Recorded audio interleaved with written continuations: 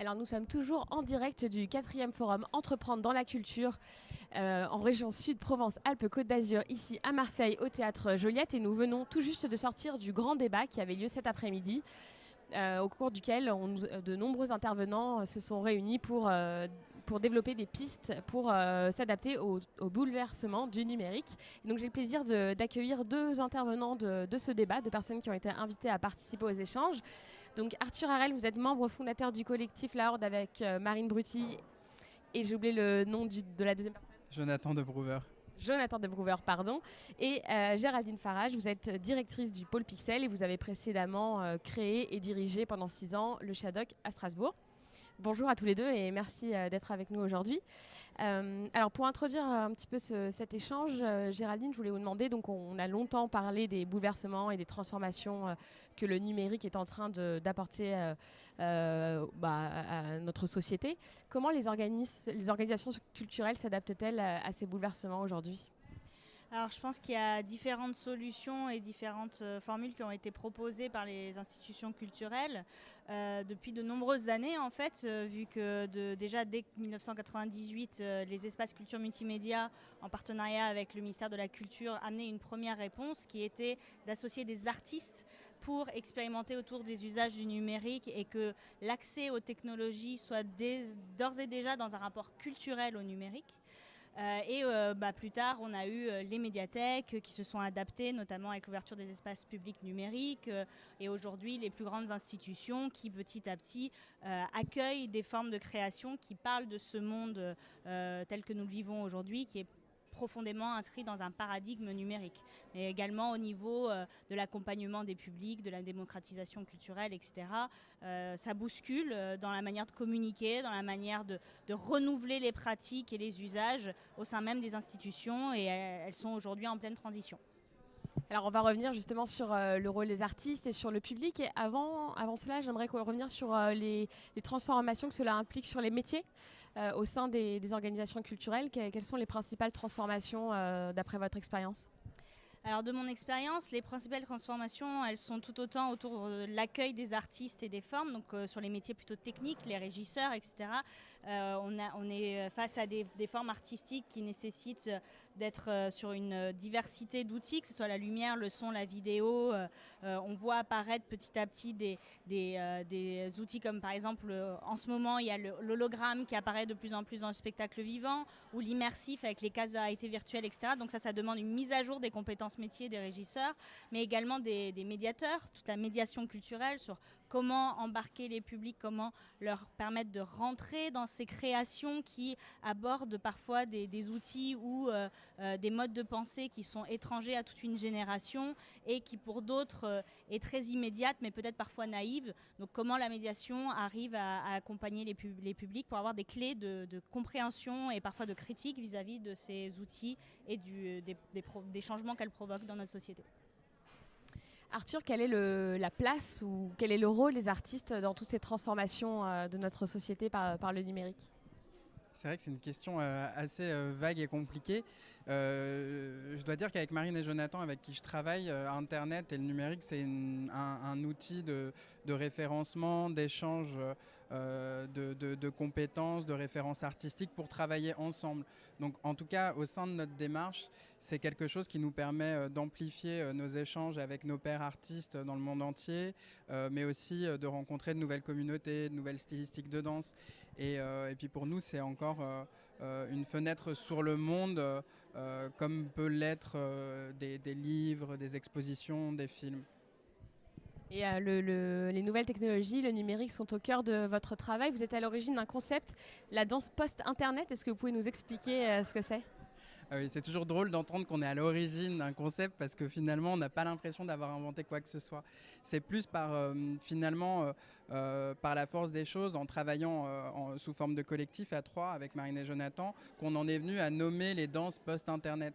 Mais parce qu'on vient de secteurs et de disciplines différentes, de l'art contemporain, de l'art plastique, de l'art vivant, de la performance, qu'à un moment donné on observait comme ça des pratiques sur internet, donc online, se développer, créer des cultures. Et qu'on s'est dit, ça c'est post-internet, c'est de la danse post-internet en référence à l'art post-internet en art contemporain. Et alors, est-ce que vous pouvez nous donner des exemples de projets que vous avez développés autour de cette idée ? Oui, il y a le projet le plus visible en ce moment, c'est Toudabone qui met au plateau 15 danseurs de jump style qu'on a rencontrés sur Internet. Ils viennent de toute l'Europe et ils se sont... Est-ce que vous pouvez nous expliquer ce que c'est que le jump style, pardon ? Alors, c'est une danse composée de petits pas qui se dansent sur du hardstyle, donc de la musique entre 140 et 190 BPM. Donc c'est assez rapide et violent. Et c'est des jeunes qui apprennent à danser via Internet en découvrant des vidéos et des chaînes YouTube. Et donc, pour revenir à votre projet ? Et nous, on a rencontré cette communauté en allant sur YouTube, sur des chaînes de danseurs. On est rentré en contact avec eux via Facebook, YouTube, des mails, Skype, etc. Pour pouvoir les rassembler et écrire une pièce offline, donc les réunir sur une scène de théâtre pour écrire avec eux une pièce chorégraphique qu'on a chorégraphiée. Géraldine, à la fin du débat, on a beaucoup parlé de l'évolution du métier d'artiste. Comment les organisations culturelles doivent-elles accompagner ces mutations pour les artistes ? On voit de nombreux, les nouveaux lieux, les tiers-lieux qui accompagnent des dispositifs d'incubateurs voient le jour pour accompagner ces mutations. Est-ce que vous pouvez revenir un petit peu sur ce sujet ? Oui, alors ça illustre un petit peu ce qui vient d'être dit, c'est-à-dire qu'aujourd'hui on a des pratiques artistiques qui se créent, notamment sur des sphères du net ou autres.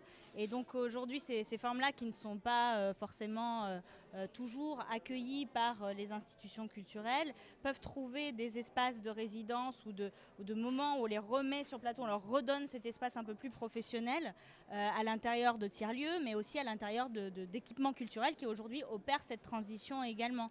Et donc les tiers-lieux notamment sont ces espaces un peu de neutralité où l'expérimentation est de mise, la mise en relation, la valorisation, et où quelque part on est dans une étape où le process créatif est tout autant exposé que le résultat en soi, pour permettre au public et aux professionnels de comprendre aussi le cheminement qui en permet d'arriver là. Et aujourd'hui, on voit de plus en plus des formes qui avant étaient peut-être plus en marge, étaient dans des lieux dédiés au numérique, qui aujourd'hui arrivent sur des scènes nationales. Donc que ce soit des compagnies très connues aujourd'hui comme Adrien Mondo et Claire B, pardon, je ne sais plus, que ce soit des pratiques liées au numérique ou pas. Ces espaces de tiers-lieux sont des espaces où on va être toujours dans le défrichage finalement des nouvelles pratiques et permettre à ce rapport d'abord peut-être de fascination puis de maturité pour arriver au post-digital quelque part, de s'effectuer dans ces sphères-là avant d'être redigéré et accueilli dans les sphères culturelles plus classiques.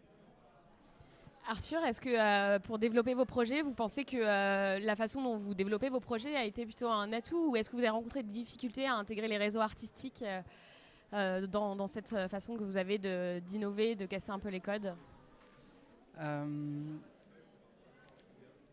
Avec Marine et Jonathan, on se sent très libre. En fin de compte, on réalise des films, des performances, des pièces chorégraphiques.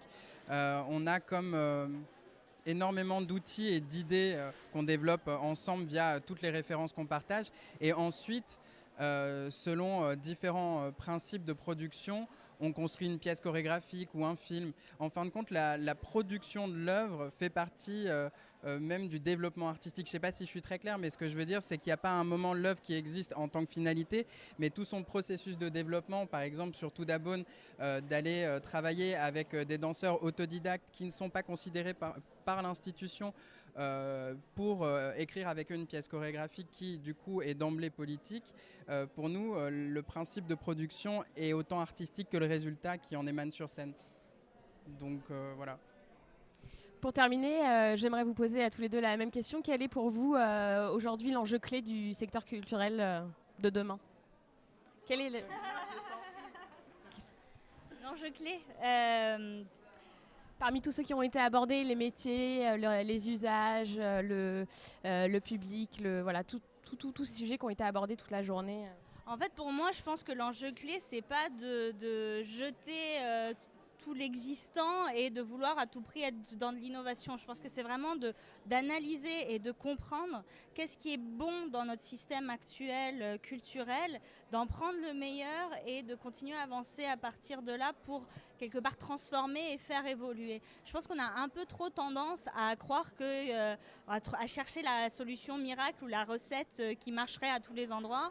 Et aujourd'hui, on prend de plus en plus conscience, à l'image du numérique qui est aussi un peu l'heure de la personnalisation à l'extrême, que finalement chaque contexte est différent et qu'il n'y a pas de recette magique. Donc pour moi, l'enjeu clé, c'est surtout de ne pas se dire jusqu'à présent tout ce qu'on faisait, ça va pas, il faut tout remettre en question. Au contraire, je pense qu'il faut vraiment faire le tri.